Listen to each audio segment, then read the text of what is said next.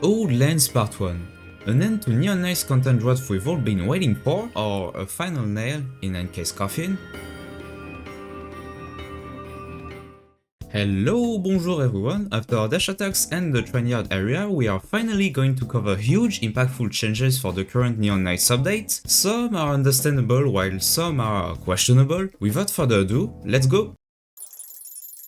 One of the main strong quirk nerfs in this update is Concussive. If you don't know, Concussive is a quirk that is super easy to get. It gives a disgusting 200% maximum damage boost at a ramping of plus 5% per bullet. Yep, it meant that each shot of an 8 pellet shotgun could give you plus 40% damage just for firing. Concussive now works per shot. It is basically unchanged for any weapons besides shotguns, whereas the plus 40% damage buff you would get is now reduced to 5%, which is still really strong in my opinion. It just makes Concussive a bit more niche now, and that is good. Now in the completely unnecessary nerfs category, you got Artillery and Inferno. Starting with Artillery, it is a quirk that allows you to get 10 bullets fired from the sky, each 10 to 25 bullets you hit. It wasn't good at all, overshadowed by quirks such as Flurry or even Double Shot, and now its damage multiplier has been reduced from 80% to 60%, making it even worse than the quirks I mentioned. Basically, when your weapon has artillery by default, it's garbage. Shotguns can still use it to an extent, but that's about it. What if I told you that a quirk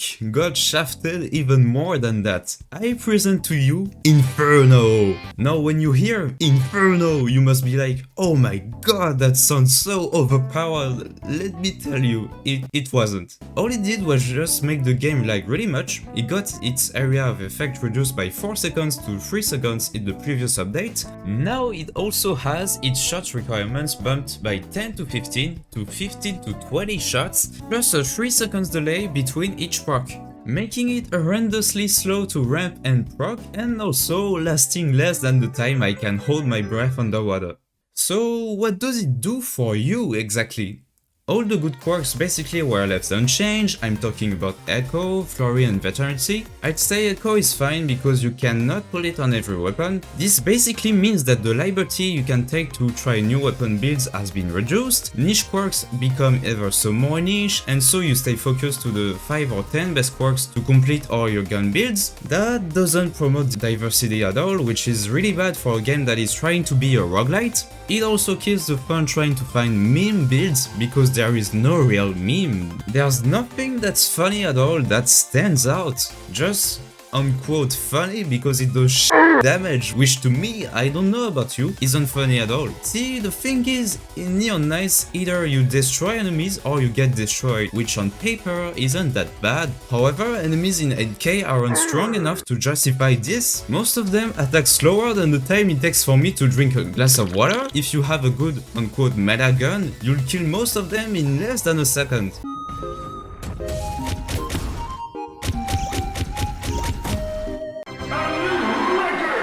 Now I got the argument that NK enemies are about strength in numbers. What's implied by that is that if you have 10 mobs trying to hit you at once, you're gonna have a bad time. While that is true in a way, guns built especially for dealing with mobs, which is your main goal in this game by the way, getting better weapons, will destroy anything in the path, no matter if there's 10, 100 or even 200 mobs. Talking about goals, here's our next topic.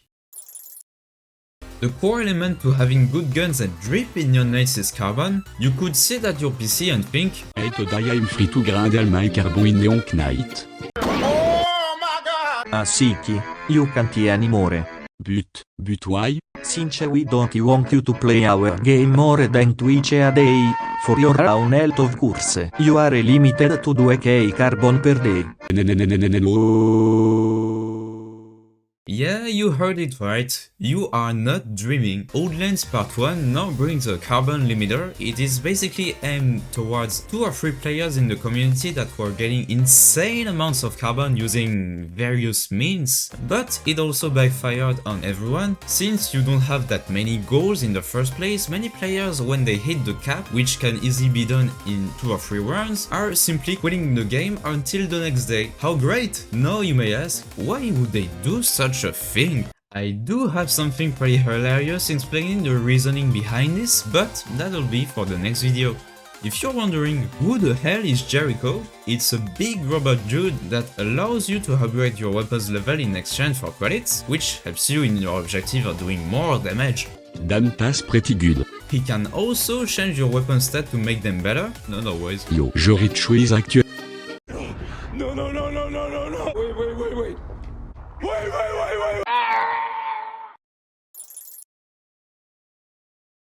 Okay, so your carbon got destroyed, it's harder to get drip, your gun progression became even grindier, and the liberty you have in weapon customization got reduced. So now, what do we do? Nothing. Time for some quick graph analysis. We are starting on January 28, so 8 days after the Old Lands update release for NeonKnights. From there you can see that there is a downtrend in player graph that doesn't seem to go back up anytime soon. There are a few player spikes here and there, but it's nothing that's very stable. Most of the time the game will drop around 5 to 10 players during the day.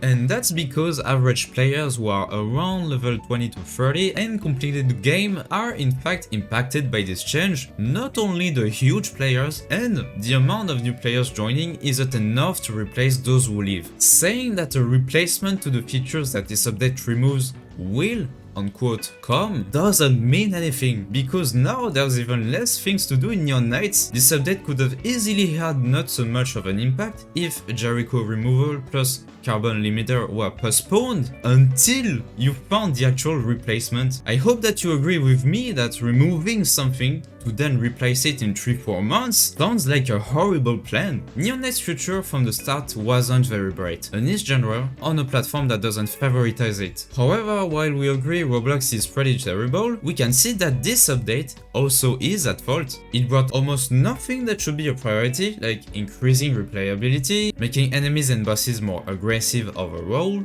For example, let's take another roguelite, The Binding of Isaac. Each run you do in this game can allow you to unlock more items for you to get in your next runs. I started with the pinking shears. It makes your character's body attack other enemies automatically. Normally that item sucks really bad, alright? But then I found the no leaf, and when I know what it does, it makes me invisible after not moving for a short while. So I basically won the game. While it is not the best damage combo, it basically made me invisible. However, I cannot get those two items over and over again reliably. That's because in The Binding of Isaac there are 716 items, alright? And you guessed it, that's what NeonKnights doesn't have. Since this game also wants to have permanent progression elements, if you have a good gun, you will be able to use it each run. You can't try funny synergies like what I mentioned with Isaac below, because most quirks aren't worth it at all. Players mostly take the top 10 quirks to build all their guns. Quick post-editing side note, because this video is already long enough. To illustrate what I said, you are currently looking at Syfilen's document on how to make a good gun in NeonKnights. I suppose that you are not a new NK player if you are watching until this point, but if you do want to read it further, I leave the link in the video's description. Now let's count how many good quirks are there. So Veterancy 1, Flurry 2, Echo 3, 4, 5, Great Quirks 6, 7, 8. Now about this one, okay, Blower. I didn't talk about it that much in this video because I am saving it for the next one. It's kind of controversial because it is a limited time quirk that you can only get by spending carbon. You could not get it in your usual runs. Invalidated the point of carbon is unequal to progression because Blower is really strong. It has infinite pierce, so already better than plasma and piercing. It also has many synergies like with boomerang, ricochet, chain, so you can pair it with catalyst and just clear entire waves of mobs. So yeah, I will leave it for next one.